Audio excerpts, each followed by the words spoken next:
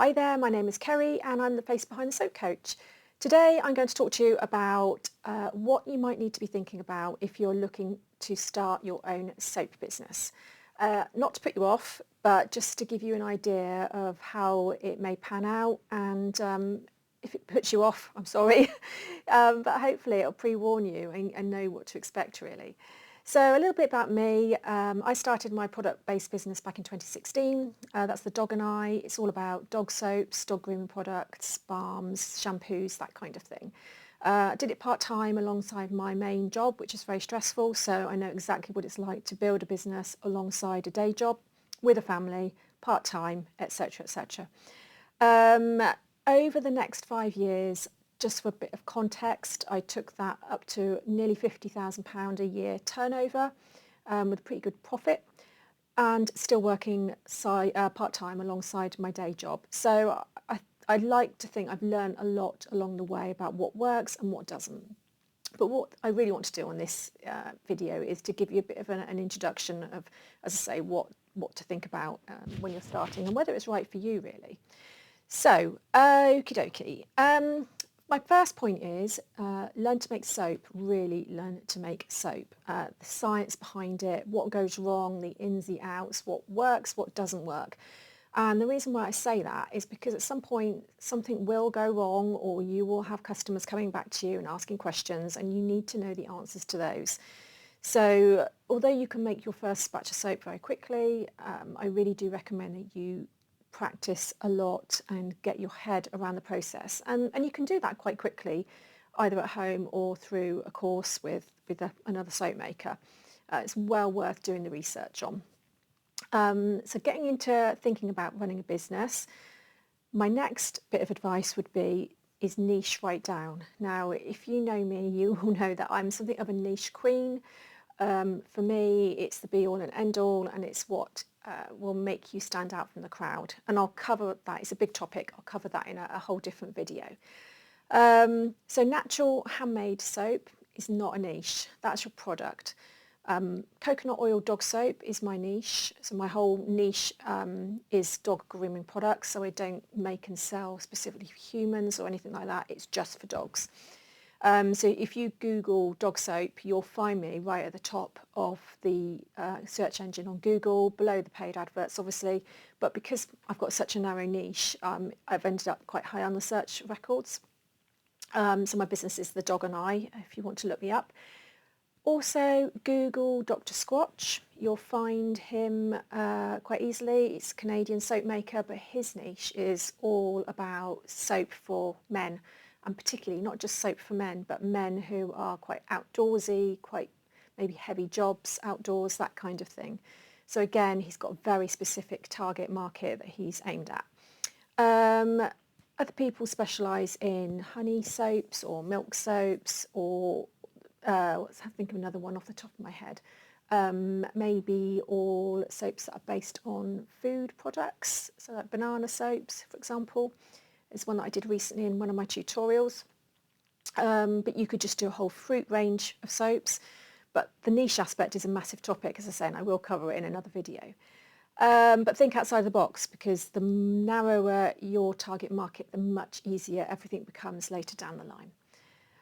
My next bit of advice is start off the way you want to be in 5 years' time. So I totally appreciate that you might well have to start off doing local craft fairs, markets, farmers markets, that kind of thing, which is fine, absolutely nothing wrong with that. And you may find that that works for you and that's all you do for the rest of your soapy business. But if you want to grow a big business, or one that's going to support you without having to have another job, you are going to have to expand beyond that. Look at websites, look at other ways of selling your products. So by that I mean start off with a really good e-commerce website. I started with Shopify, which costs me $29 a month. So yes, it is an outgoing from day one, but it set me up really, really well from the outset as well. There is options like Etsy, but I'm not a fan of that. They take a lot from you in costs, and you don't need to sell that many soaps before you're paying higher fees than you would do if you just started out with Shopify. Plus, you've still got to drive your traffic to that website. They're not going to just magically find customers for you. My next tip is to be legal. Now this is a huge topic as well. If you want to sell your soap, you have to have various cosmetic assessments. There's a lot of paperwork and red tape. So you have to comply with the same legislation as anyone else who's making a cosmetic product, because soap is classed as a cosmetic product.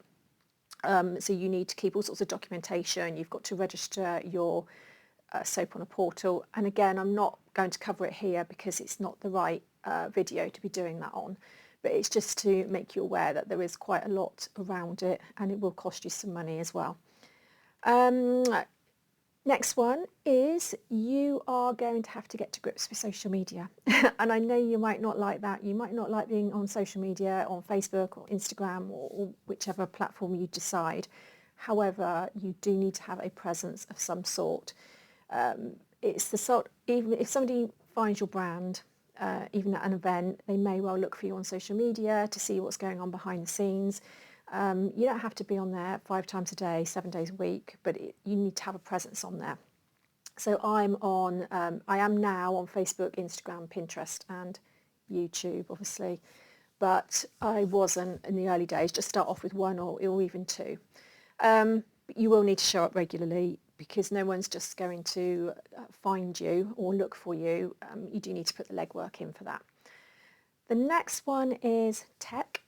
Tech is a biggie, and it's the one which creates probably the most headaches for everybody. At the very minimum, you'll need a website.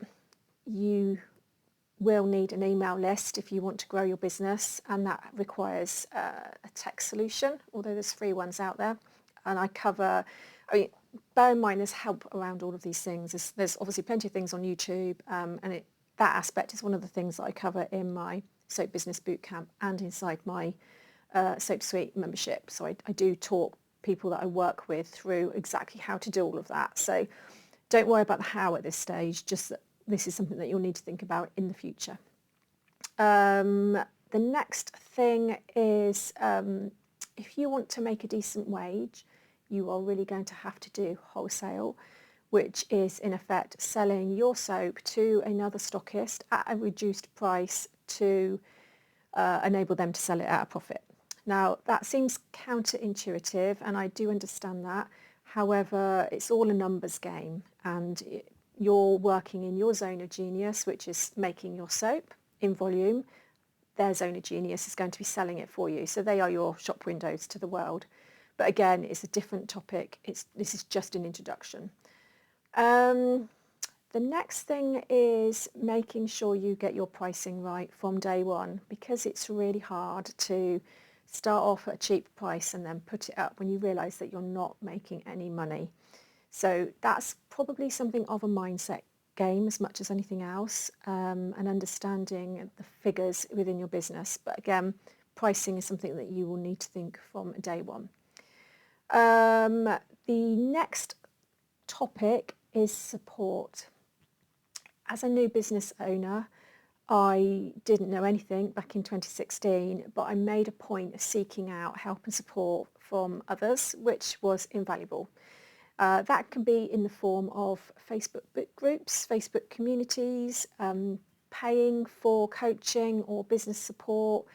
It can be buying online templates, but it got me from A to B in probably half the time or less than it would have done if I tried to do it on my own. And it meant that I did everything much better from day one as well. So invest in yourself is what I'm coming from with that, really. The next thing is remember it's a business, not a hobby. So you may love making a particular type of soap or doing really pretty designs or intricate packaging, but all of that takes time. You might find that your favourite soap is not your target market's favourite soap, so you might have to make loads and loads of lavender soap even though you hate it because your customers all love it. And when it comes to things like packaging and design, time is money. It really is. So if you're making a soap which is going to take you 5 times longer than another simpler bar, you're not going to be able to sell it for 5 times more clearly. So you need to be thinking of all this when you're deciding what you're going to do. But again, it's something, if you know in advance, then you can plan for it. Okie dokie. Another thing, on that topic, I would also say that you will spend far more time at your laptop or computer than making soap, unfortunately. It's probably 20% soap making, 80% admin and packaging and labelling and all the rest of it that goes with it. So just bear that in mind. The next thing I wanted to talk about was profit. How quickly can you turn a profit? Will it turn a decent profit? And it's a $1 million question, really. Yes, you can definitely make a profit from a soap business as long as you go in with the right mindset and with a bigger picture. What you can't do is get your soap business set up, which will cost you a few £100.